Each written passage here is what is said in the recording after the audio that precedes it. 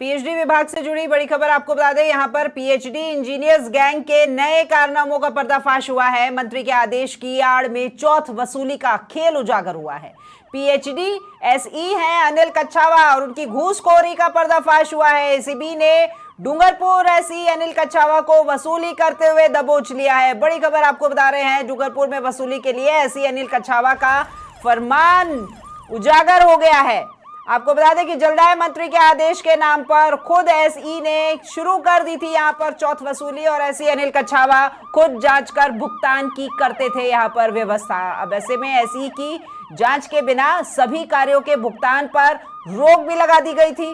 खुद के ही दफ्तर में बैठकर ये जांच करता था पीएचडी का अधिकारी जिसका नाम एसई अनिल कच्छावा। हम आपको बता रहे हैं, नियमानुसार एसई को सिर्फ 5% कार्यों की जांच की ही अनुमति होती है, लेकिन सभी कार्यों की एमबी रिपोर्ट और साथ में अन्य दस्तावेज मंगवाए जाते थे यहां पर दफ्तर। अब दफ्तरी जांच में सिर्फ रिश्वत देने वालों के ही बिल पास होते थे। साथ ही पीएचडी मंत्री कन्हैयालाल ने भी किया था अक्टूबर में डूंगरपुर का दौरा और अब ऐसे में एसीबी और अन्य जांच एजेंसियां इस वसूली गैंग की जांच में जुट गई हैं।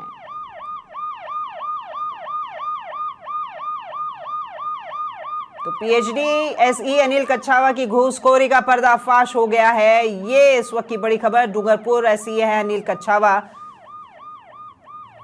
जिन्हें की वसूली करते हुए एसीबी द्वारा दबोचा गया है। वरिष्ठ संवाददाता राकेश शर्मा हमारे साथ में एक बार फिर जुड़ गए हैं। राकेश जी, पीएचडी में फर्जीवाड़ा और भ्रष्टाचार का मामला लगातार सामने आ रहा है। ऐसे में ये जो चौथ वसूली हम कहेंगे, यहाँ पे वसूली भी की जा रही है, एसई अब एसीबी की गिरफ्त में। बिल्कुल, देखिए राखी जी, ये बेहद संवेदनशील मामला है क्योंकि कल जो सुपरिटेंडेंट इंजीनियर हैं इनको एसीबी ने 2 लाख रुपए की घूस लेते हुए गिरफ्तार किया है और ये घूस लेने के लिए इन्होंने बकायदा एक सिस्टम बनाया था। वहां पर 17 अक्टूबर 2024 को जलदाय मंत्री जाते हैं और एक मीटिंग लेते हैं, विभागीय मीटिंग। उसके बाद 18 अक्टूबर को अनिल कच्छावा एक पत्र जारी करते हैं और विभाग के सभी अधीनस्थ अधिकारियों को बाध्य करते हैं कि वो जो समस्त वहां उस क्षेत्र में कार्य चल रहे हैं उनके दस्तावेज, एमबी रिपोर्ट और जो सभी व्यवस्था उनके दफ्तर में पहुंचाई जाए, जबकि एमबी रिपोर्ट संबंधित कार्यालय में रहती है। इसके अलावा जब ये दस्तावेज पेश करने के बाद में नियमन इनकी जांच जो है ऐसी खुद करेंगे और बिल तभी पास किया जाएगा किसी भी फर्म का जब ऐसी खुद उसको मंजूरी देंगे। जब तक ऐसी जांच नहीं करेंगे तब तक जो है उसका भुगतान नहीं किया जाएगा। एक तरीके से ये तुगलकी फरमान था सीधे तौर पर, दूसरे अधिकारियों के जो अधिकार थे उनके हनन का था। और यहाँ सबसे बड़ी चौंकाने वाली बात जो सामने आ रही है कि 2 साल में इस क्षेत्र में 150 करोड़ के कार्यों में से 95 करोड़ के कार्यों का भुगतान हो चुका है, जबकि 48 गांव में से एक भी गांव में एक बूंद पानी नहीं पहुंचा है। यानी जो अधिकारी हैं वो दफ्तर में बैठ के उनकी जांच कर रहे थे क्योंकि उन्होंने तमाम दस्तावेज जो है वो अपने कार्यालय में मंगवा लिए थे और कार्यालय में बैठ करके ही उनकी जांच होती थी और वहीं से जो बिलों का भुगतान करवाया जाता था। तो ये एक बहुत बड़ा नेक्सस बना हुआ है पीएचडी में जो इस तरीके से कार्य कर रहा है और जो धरातल पर कार्यों की जांच नहीं करता और दफ्तर में बैठ करके जांच करने के बाद, क्योंकि अब से पहले भी जब एसीबी ने, ईडी ने जो जांचें की हैं उनमें भी ये तथ्य सामने आए हैं कि दफ्तरों में ठेकेदार के साथ मिल करके बैठ करके अधिकारी माप पुस्तिकाओं में खाना पूर्ति कर रहे हैं और एक तरीके से ये वसूली का एक पूरा नेटवर्क बनाया हुआ है। मतलब फोरी कार्रवाई है ये। राकेश जी, एक पुरानी कहावत है कि शक्ल देख के तिलक करना। वहां जो ठेकेदार पहुंचा, चाहे ये टेंडर पास करवाने हो, चाहे यहाँ पर पैसा निकलवाने का काम हो, आप शक्ल देखेंगे उसके बाद में आप तिलक करेंगे।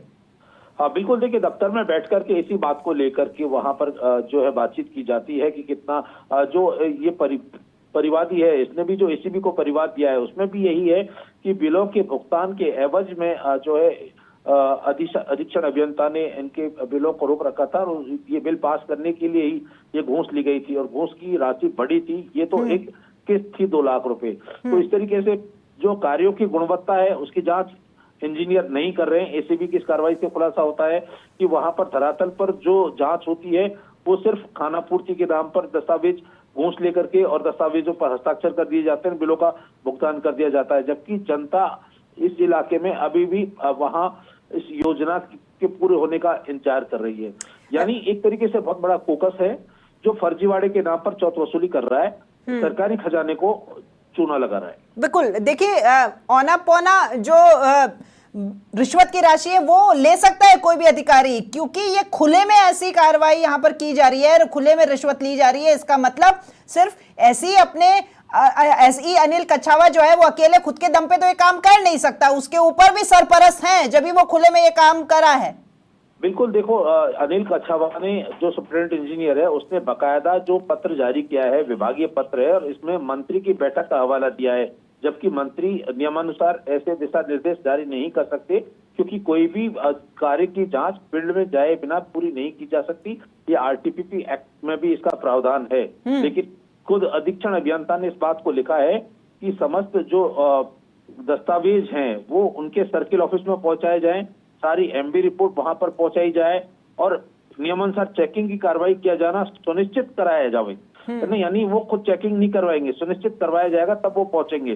साथ ही जो अदो हस्ताक्षरकर्ता की चेकिंग के बिना किसी भी कार्य के भुगतान की कार्रवाई नहीं की जावे, यानी जब तक वो परमिशन नहीं देंगे किसी को भुगतान नहीं किया जाए। जबकि भुगतान का लेवल अलग अलग अधिकारी का अलग अलग स्तर है, वहां पर वो सक्षम होता है, लेकिन इन्होंने सभी प्रकार के भुगतान पर रोक लगाई। तो निश्चित तौर पर ये एक बहुत बड़ा एक नेक्सस पीएचडी बना हुआ है जो वसूली के लिए कार्यों की गुणवत्ता के नाम पर, जांच के नाम पर या टेंडर जारी के नाम पर ये चौथ वसूली कर रहा है। और उसी का हिस्सा एक जो अनिल कुमार कछावा जिस तरीके से एसीबी की कार्रवाई में सामने आया है, ये जिस तरीके से चौथ वसूली इन्होंने की है, एक और भी बड़ी गैंग अभी इसमें सक्रिय है जिन पर कार्रवाई होना बाकी। बिल्कुल, बहुत शुक्रिया राकेश जी ये तमाम जानकारी साझा करने के लिए। तो पीएचडी का ये एक और फर्जीवाड़ा एसई अनिल कछावा जो कि वसूली करते हुए एसीबी के द्वारा दबोच लिए गए हैं।